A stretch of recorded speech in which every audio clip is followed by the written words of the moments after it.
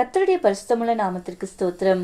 இந்த நாளை கர்த்தர் நமக்கு ஆசீர்வாதத்தை தரும்படிக்கு, பலப்படுத்தும்படிக்கு கர்த்தர் நமக்கு கொடுத்திருக்கிற வார்த்தை என்ன என்று பார்ப்போம். யாத்ராகமம் 22:27. நான் அவனுக்கு செவி கொடுப்பேன், நான் அவனுக்கு செவி கொடுப்பேன் என்று கர்த்தர் சொல்லுகிறார். நம்முடைய ஆண்டவருக்கு பல பெயர்கள் உண்டு. அதில் ஒரு பெயர் என்ன தெரியுமா? ஜெபத்தை கேட்கிறவர் என்று சொல்லி. அவர் நமக்கு செவி கொடுக்கிறவர். நாம் எப்பொழுதெல்லாம் இயேசு என்கிற நாமத்தில் ஜெபங்களையும் விண்ணப்பங்களையும் ஏறெடுக்கிறோமோ அப்பொழுதெல்லாம் அவர் நம்முடைய ஜெபங்களை ஒரு நாளும் தள்ளாமல், அதை அருவருக்காமல், நாம் கூப்பிடுகிற குரலுக்கு ஆண்டவர் நின்று நமக்கு பதில் கொடுக்கிறவராயிருக்கிறார்.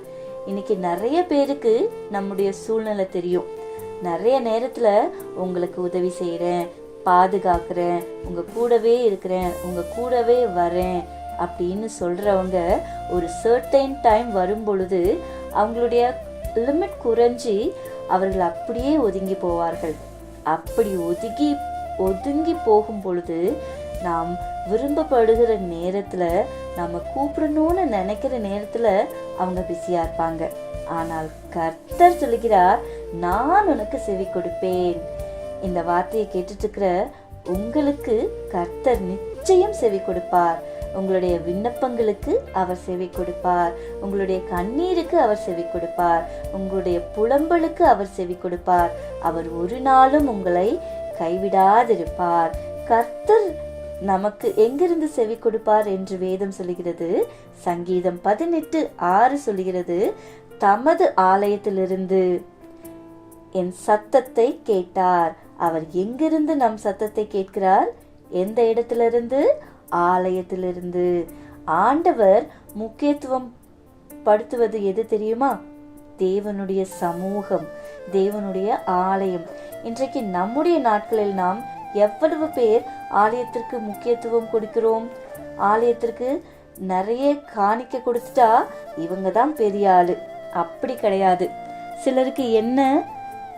சிலருக்கெல்லாம் காணிக்க மட்டும் அனுப்பிட்டா போதும், நம்ம சர்ச்சுக்கு போக வேண்டிய அவசியமே கிடையாது.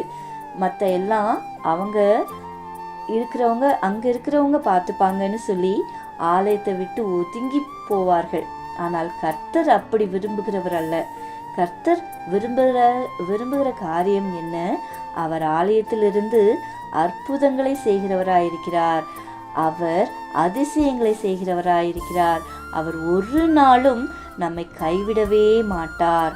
அப்போ ஆலயத்திற்கு முக்கியத்துவம் கொடுக்கும் பொழுது, தேவ சமூகத்திற்கு முக்கியத்துவம் கொடுக்கும் பொழுது, தேவனுடைய வார்த்தைக்கு முக்கியத்துவம் கொடுக்கும் பொழுது, கர்த்தர் நம்முடைய சத்தத்திற்கும் அவர் முக்கியத்துவம் கொடுப்பார். இன்னைக்கு நாம யோசிப்போம், நான் முக்கியத்துவம் கொடுக்க மாட்டேன், நான் எதுவும் செய்ய மாட்டேன், ஆனால் ஆண்டவர் மட்டும் எனக்கு எல்லா காரியத்திலையும் முக்கியத்துவம் கொடுக்கணும், நான் கஷ்டப்படுற நேரத்தில் முக்கியத்துவம் கொடுக்கணும்,